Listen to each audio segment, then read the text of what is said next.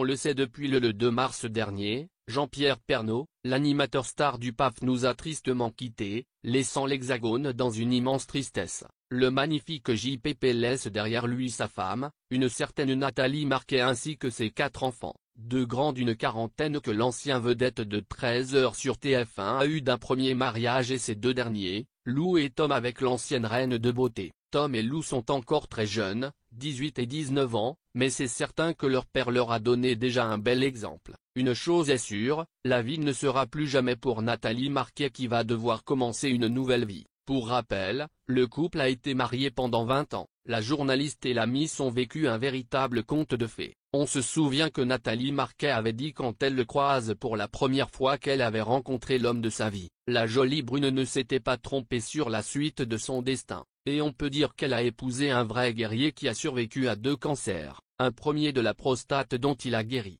un second sur un poumon dont il a été opéré. Hélas, son 3e cancer sur le second poumon lui aura été fatal. Pourtant, Jean-Pierre Pernaut allait très bien encore quelques semaines avant sa disparition. Par exemple, pendant son séjour aux Maldives à Noël dernier, on a pu l'apercevoir avec le sourire. La bonne nouvelle, c'est qu'il a pu profiter de toute sa famille durant ses vacances. Personne n'imaginait que ce seraient les dernières. Cependant, le mari de Nathalie Marquet avait préféré ne pas avoir les résultats de son traitement avant de partir. Avait-il un mauvais pressentiment? En tout cas, le SMS envoyé le lendemain de son décès par sa femme est totalement déchirant.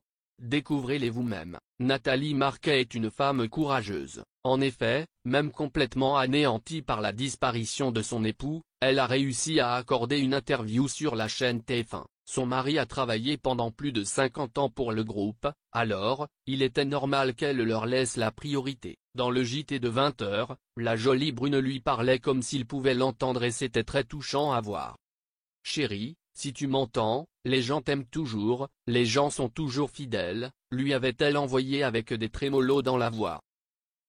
Par chance, Nathalie Marquet est particulièrement bien entourée. Tout le monde aimait Jean-Pierre Pernaut et le couple si bien assorti. Pour vous remémorer les bons souvenirs, c'est grâce à Jean-Pierre Foucault qu'ils se sont rencontrés. D'ailleurs, le lendemain du décès du journaliste, elle lui a tout de suite envoyé un message. Le lendemain du décès de son mari, Nathalie m'a envoyé un texto, « Il t'aimait tant, il disait que vous étiez les 2 anciens, il me manque déjà tellement », a-t-il raconté pendant un entretien pour nos confrères de Paris Match. Jean-Pierre Foucault a très justement dit, « Je pense qu'il manque aussi à tous les Français ». On ne peut que confirmer ces propos. Les 2 Jean-Pierre de la télévision se sont croisés tout au long de leur carrière respective. Nous avons fait les débuts de la chaîne privatisée en 1987, lorsque personne ne croyait en la télé de maçon de Francis Bouygues. Comme moi, il ne tenait pas à se montrer, il fuyait le parisianisme, il détestait les flatteries. Il avait juste envie de la vraie vie, a révélé l'ancien animateur phare de l'émission Qui veut gagner des millions. Nathalie Marquet aussi est restée une femme simple à ses côtés. Il y avait énormément de respect entre les 2 collègues de la chaîne TF1. Ils ont toujours gardé un lien, même s'ils ne se voyaient pas souvent. Nous ne nous sommes jamais beaucoup vus, mais on se parlait et on s'envoyait des SMS, expliquait Jean-Pierre Foucault. En effet, c'est ce qu'on appelle la juste amitié d'une certaine manière. C'est comme lorsqu'on revoit un ami de longue date. On ne l'a pas vu depuis des années, mais c'est comme si on ne l'avait jamais quitté. C'est un peu la réaction qu'engendre l'époux de Nathalie Marquet avec les autres. Il était proche de tout le monde en toutes circonstances.